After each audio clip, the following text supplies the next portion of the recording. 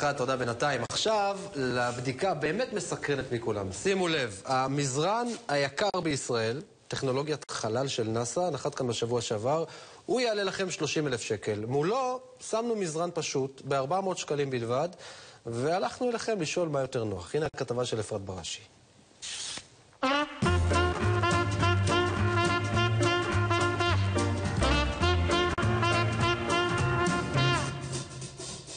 אחרי שבחרתם לעצמכם מיטה מעוצבת שתתאים לחדר השינה המעוצב, נותר הדבר העיקרי, המזרן כמובן. לפי מה תבחרו אותו וכמה תסכימו לשלם עבור החלומות שלכם. בשבוע שעבר נחת במחוזותינו המזרן היקר ביותר בארץ, שעלותו 30,000 שקלים. הוא הושק באירוע ייחודי שבו המוזמנים צפו במופע מוזיקלי כשהם במיטה. יש קפיצים, יש קונטות, יש מקום לכפיות. מאוד נוח. עולה, יורד, לא יודעת, כיף כזה? האמת היא שזה קצת רך נראה לי מדי. יש לך מושג כמה המזרן הזה עשוי לעלות? לא. 30,000 שקלים. לא נכון. מתי יש זמן אם כך לישון עליו? צריך ללכת ולהתפרנס.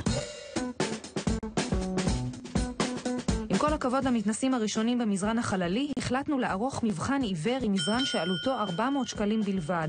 הצבנו את השניים במרכז קניות ובדקנו האם העוברים ושווים ימצאו את ההבדלים ועם מה יעדיפו לסגור את היום. זה טוב. לא, זה יותר נוח. אפשר לחזור לפה? מה יותר יקר ראו? רצינית? וואי, הוא ממש מגניב. הוא כזה מקבל את הצורה כזה של הגוף. הוא סבבה, אבל הוא קצת כזה קשה. אומייגאד. יואו. אני אף פעם לא חוויתי דבר כזה. זה פשוט לא יאמן, זה קולט את הגוף. שוקע לי. לא נוח לי. אני מעדיף את המזרן הזה.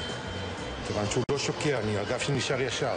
אם כך, למה זכה המזרן בתמחור הגבוה והאם הוא צפוי לשפר לרוכשיו את איכות השינה?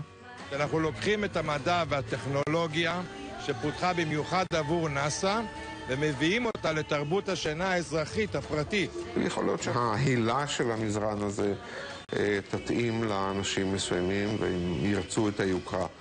אבל אין שום יתרון של מזרן כזה על מזרן שעולה פי 30 פחות.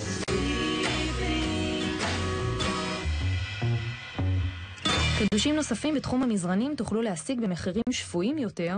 הבשורה המשמחת היא מוצר שיחסוך לכם רכישת מזרן חדש. אחד החידושים המעניינים בתחום המזרנים זה למעשה הרפידות. יש להם כמה תפקידים עיקריים. אחד מהם זה לשמור על אורך חיי המזרן.